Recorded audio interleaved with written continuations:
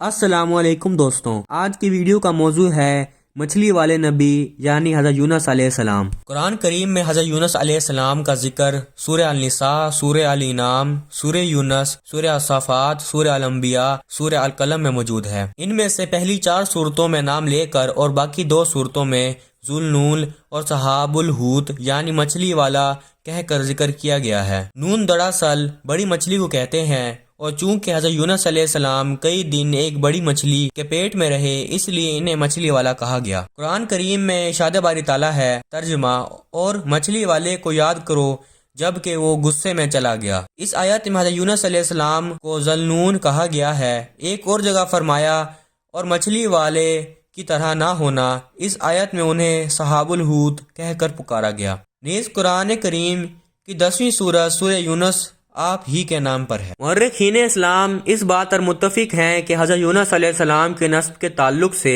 اس سے زیادہ کوئی بات ثابت نہیں کہ ان کے والد کا نام متی تھا، چنانچہ وہ حضرت یونس بن متی علیہ السلام کے نام سے مشہور ہوئے۔ حافظ ابن حجر رحمۃ اللہ علیہ فرماتے ہیں کہ حضرت یونس علیہ السلام کا تعلق تاریخ کی روشنی میں مشکل ہے۔ البتہ بعض مورخین یہ لکھتے ہیں کہ جب ایران فارس میں طوائف الملکی کا دور تھا، اس وقت نینوا میں حضرت یونس علیہ السلام کا ظہور ہوا۔ حضرت یونس علیہ السلام کی عمر 28 سال تھی کہ اللہ تعالیٰ نے انہیں منصب نبوت پر سرفراز فرمایا۔ اہل نینوا کی رشد و ہدایت پر مامور کیا۔ آپ اسرائیلی پیغمبروں میں سے تھے۔ امام بخاری کی کتاب الانبیاء میں شائع شدہ ترتیب کے مطابق آپ کا ذکر حضرت موسیٰ علیہ السلام، حضرت شعیب علیہ السلام اور حضرت داؤد علیہ السلام کی درمیان ہے۔ اہل کتاب کی روایتوں کے مطابق حضرت یونس علیہ السلام کا عہد 741 تا 781 قبل مسیح ہے۔ اس زمانے میں شہر نینوا عروج پر تھا۔ عراق میں دریائے دجلہ کے بائیں کنارے پر موجود موصل کے مقابل نینوا شہر آباد تھا۔ سن 1853 میں اس کے کھنڈ رات کی پیمائش کی گئی تو رقبہ 1800 ایکڑ تھا۔ قرآن کریم میں ارشاد باری تعالیٰ ہے بے شک یونس علیہ السلام نبیوں میں سے تھے اور ہم نے انہیں 1 لاکھ بلکہ اور زیادہ لوگوں کی طرف بھیجا۔ حضرت یونس علیہ السلام عراق کے علاقے نینوا جو موجودہ وصل کہلاتا ہے میں نبی بنا کر بھیجے گئے۔ یہ اشریوں کا پایا تحت تھا۔ انہوں نے 1 لاکھ بنی اسرائیلوں کو قیدی بنایا ہوا تھا۔ چنانچہ ان کی ہدایت اور رہنمائی کے لیے اللہ تعالیٰ نے ان کی طرف حضرت یونس علیہ السلام کو بھیجا۔ حضرت یونس علیہ السلام ایک عرصے تک اپنی قوم کو توحید کی دعوت دیتے اور بت پرستی سے روکتے رہے، مگر قوم نے ان کی دعوت قبول نہ کی۔ صرف یہی نہیں بلکہ غرور و تکبر مبتلا ہو گئے اور دیگر نافرمان قوموں کی طرح آپ کی دعوت کا مذاق اڑاتے رہے۔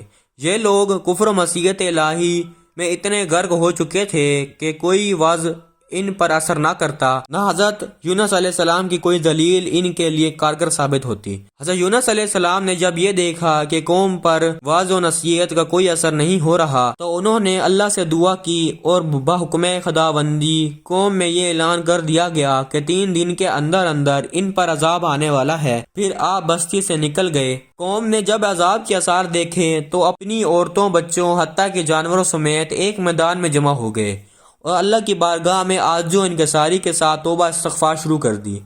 اللہ تعالیٰ نے ان کی دعوت قبول فرما کر ان پر عذاب ٹال دیا۔ حضرت یونس علیہ السلام ہر آنے جانے والے مسافر سے اپنی قوم کا حال معلوم کرتے رہتے۔ انہیں یہ معلوم ہوا کہ اللہ تعالیٰ نے ان کی قوم سے عذاب ٹال دیا ہے تو انہوں نے اپنی تکذیب کے بعد اس قوم کے پاس واپس جانا پسند نہ کیا، بلکہ اس سے ناراض ہو کر کسی اور طرف روانہ ہو گئے۔ ارشاد والے تعالیٰ ہے ترجمہ: اور مچھلی والے کو یاد کراؤ جب کہ وہ ناراض ہو کر چلا گیا تھا۔ مفسرین کے درمیان اس پر اختلاف ہے کہ قوم یونس ایمان کب لائی، آیا عذاب دیکھ کر لائی، جبکہ اس وقت ایمان لانا نافع نہیں ہوتا، لیکن اللہ تعالیٰ نے انہیں اپنے طے شدہ قانون سے مستثنا کر کے ان کے ایمان قبول کر لیا، یا ابھی عذاب نہیں آیا تھا، یعنی وہ مرحلہ نہیں آیا تھا جب ایمان لانا نافع نہیں ہوتا۔ لیکن قرآن کریم نے قوم حضرت یونس کے ساتھ جو استثنا کیا ہے وہ پہلی تفسیر کی تائید کرتا ہے۔ قرآن کریم میں ارشاد باری تعالیٰ ہے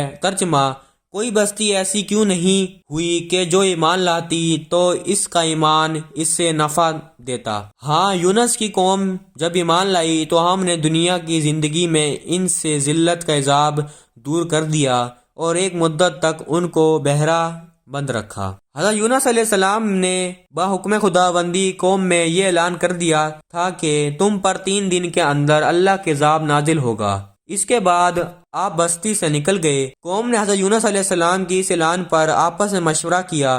اس بات پر اتفاق ہوا کہ حضرت یونس علیہ السلام کو کبھی جھوٹ نہیں بولتے دیکھا، لہٰذا ان کی بات کو نظر انداز نہیں کرنا چاہیے۔ بزرگوں کے مشورے پر یہ طے کیا گیا کہ رات کو حضرت یونس علیہ السلام کے گھر میں مقیم رہتے ہیں تو سمجھ لو کہ کچھ نہیں ہوگا، اور اگر وہ یہاں سے کہیں اور چلے جاتے ہیں تو یقین کر لو کہ صبح عذاب ضرور آئے گا۔ آپ رات ہی کو گھر سے رخصت ہو گئے تو صبح ہوئی تو گہرے بادلوں کی شکل میں سیاہ دھواں بستی والوں کے سروں پر منڈلانے لگا۔ عذاب کے آثار ظاہر ہونے شروع ہو گئے۔ چنانچہ اہل عقل کے مشورے پر سب گھروں سے نکل کر میدان میں جمع ہو گئے اور صدقے دل سے عاجزی و انکساری کے ساتھ توبہ استغفار کرنے لگے، اور اللہ تعالیٰ نے ان کی دعا قبول فرما کر ان پر سے عذاب ٹال دیا۔ حضرت یونس علیہ السلام کو جب عذاب کے ٹل جانے کی اطلاع ملی تو انہیں یہ فکر لاحق ہوئی کہ اب میں جھوٹا سمجھا جاؤں گا۔ بعض روایات میں ہے کہ ان کی قوم میں کسی کا جھوٹا ثابت ہو جانے پر اسے واجب القتل قرار دیا جاتا تھا۔ عذاب ٹل جانے کے بعد حضرت یونس علیہ السلام کا اپنی قوم میں واپس نہ جانا،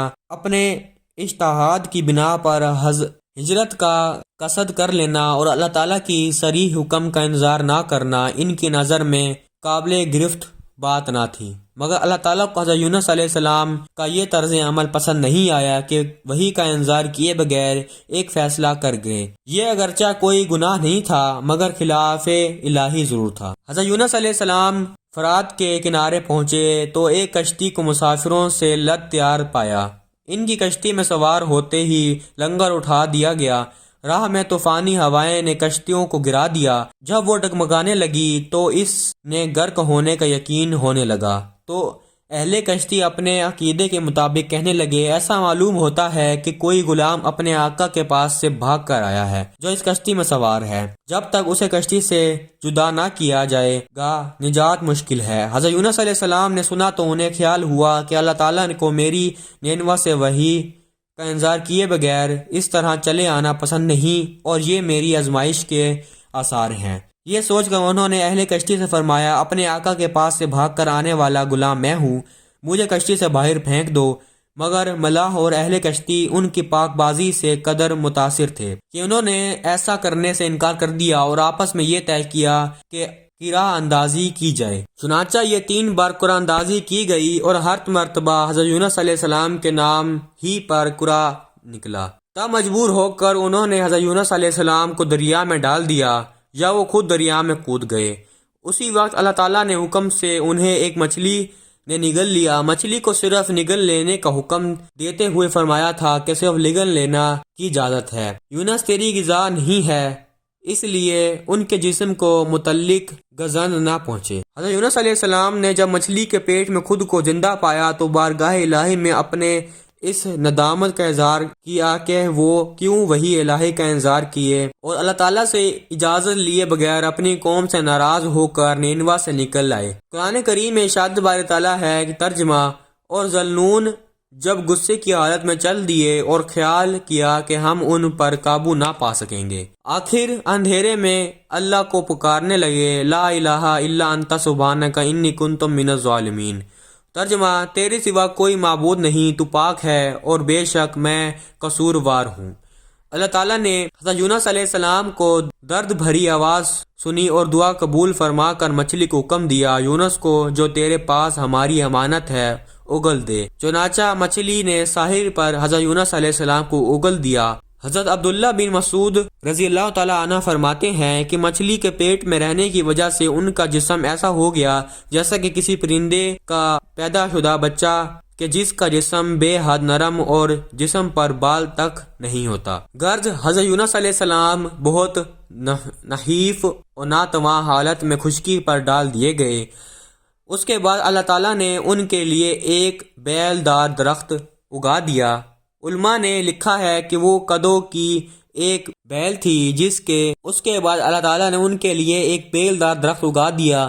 علماء نے لکھا ہے کہ وہ کدو کی ایک بیل تھی جس کے سائے میں وہ ایک جھونپڑی بنا کر رہنے لگے۔ چند دن کے بعد ایسا ہوا کہ اللہ تعالیٰ کے حکم سے ایک بیل کی جڑ کو کیڑا لگ گیا تھا اور اس نے جڑ کو کاٹ ڈالا۔ جب بیل سوکھنے لگی تو حضرت یونس علیہ السلام کو بہت غم ہوا۔ تب اللہ تعالیٰ کی وحی کے ذریعے انہیں مخاطب کرتے ہوئے فرمایا، یونس تمہیں اس بیل کے سوکھنے کا بہت رنج ہوا جو ایک حقیر سے چیز ہے، مگر تم نے یہ نہیں سوچا کہ نینوے کی 1,00,000 سے زیادہ آبادی جس میں انسان بس رہے ہیں اور ان کے علاوہ جاندار بھی آباد ہیں، اسے برباد و ہلاک کر دینے میں ہمیں کوئی ناگوار نہیں ہوئی، اور کیا ہم ان کے لیے اس سے زیادہ شفیق و مہربان نہیں ہیں جتنا کہ تمہیں اس بیل کے ساتھ انس ہے جو تم وحی کا انتظار کیے بغیر قوم کو بد دعا دے کر ان کے درمیان سے نکل آئے۔ یہ ایک نبی کی شان کے خلاف ہے کہ وہ قوم کے حق میں عذاب کی بد دعا کرنے اور نفرت کر کے ان سے جدا ہو جانے میں عجلت کر کے اور وحی کا بھی انتظار نہ کرے۔ تفسیر بن ابی حاتم رحمۃ اللہ علیہ میں حضرت ابو ہریرہ رضی اللہ تعالیٰ عنہ سے مروی ہے کہ اس میدان میں اللہ تعالیٰ نے یکتینا کی بیل اگا دی تھی۔ پوچھا گیا کہ وہ کیا ہے؟ فرمایا کدو کی بیل، اور فرمایا کہ اللہ تعالیٰ نے ایک پہاڑی بکری ان کے لیے مہیا کر دی تھی، وہ صبح و شام آپ علیہ السلام کو دودھ پلا کر چلی جاتی، جس سے آپ علیہ السلام کی صحت بہتر ہو گئی۔ علماء فرماتے ہیں کہ کدو کی بیل اگانے میں بہت سے فائدے پیش نظر تھے۔ اس کے پتے نرم، شگفتہ اور سایہ گھنا ہوتا ہے، مکھیاں اس بیل کے پاس نہیں بھٹکتی، اس کا پھل کچا بھی ہے اور پکا بھی، اس کے چھلکے اور بیج بھی کھانے اور دیگر انتفاع کے قابل ہوتے ہیں، نیز دل و دماغ کے لیے مقوی ہوتا ہے۔ عرض اس میں بہت سے فوائد پوشیدہ ہیں۔ نبی کریم صلی اللہ علیہ وآلہ وسلم بھی یہ سبزی بڑی رغبت سے تناول فرماتے تھے۔ حضرت عبداللہ بن مسعود رضی اللہ تعالیٰ عنہ فرماتے ہیں کہ حضرت یونس علیہ السلام مچھلی کے پیٹ میں 40 روز تک رہے، یہ انہیں زمین کی تہ تک لے جاتی، دور دراز مسافتوں میں پھراتی اور نمکین کڑوے پانی کی اتھاہ تاریکیوں میں رکھتی۔ آپ علیہ السلام نے ہر جگہ سنا کہ مچھلیاں رحمت کی تسبیح کر رہی ہیں، حتیٰ کہ چھوٹی چھوٹی کنکریاں بھی رحمان و رحیم کی تسبیح میں مصروف ہیں۔ آپ علیہ السلام نے مچھلی کے پیٹ میں کتنا عرصہ گزارا، حقیقت حال تو پروردگار عالم ہی کو معلوم ہے، لیکن حضرت عبداللہ بن مسعود رضی اللہ تعالیٰ عنہ، سعید بن ابن الحسن اور ابو مالک سمیت اکثر ہی کی رائے 40 دن ہے، جبکہ بعض نے 7، بعض نے 5 دن اور کچھ نے مچھلی کے پیٹ میں رہنے کی مدت چند گھنٹے لکھی ہے۔ تفسیر ابن جریر میں حضرت ابو ہریرہ رضی اللہ تعالیٰ عنہ سے منقول ہے کہ مچھلی جب آپ علیہ السلام کو لے کر سمندر کی نچلی سطح پر پہنچی تو آپ علیہ السلام نے کچھ آہٹیں سنی، دل میں سوچا کہ یہ کیا ہے، تو اللہ تعالیٰ نے وحی فرمائی کہ یہ سمندری جانوروں کی تسبیح ہے، تو حضرت یونس علیہ السلام نے بھی یہ تسبیح کی۔ فرشتوں نے آپ کی تسبیح سنی تو بارگاہ خداوندی میں عرض کرنے لگے، اے ہمارے پروردگار، اجنبی زمین سے ایک نفی و کمزور سی آواز سن رہے ہیں۔ اللہ تعالیٰ نے فرمایا، یہ میرا بندہ یونس ہے جس سے میرے فرمان کی لغزش ہوئی، تو میں نے اسے سمندر کے اندر مچھلی کے پیٹ میں قید کر دیا۔ فرشتوں نے حضرت یونس علیہ السلام کی سفارش کرتے ہوئے کہا، اے ہمارے معبود حقیقی، وہ تو تیرا بہت نیک بندہ ہے جو شب و روز تیرے پاس نیک اعمال پہنچاتا ہے۔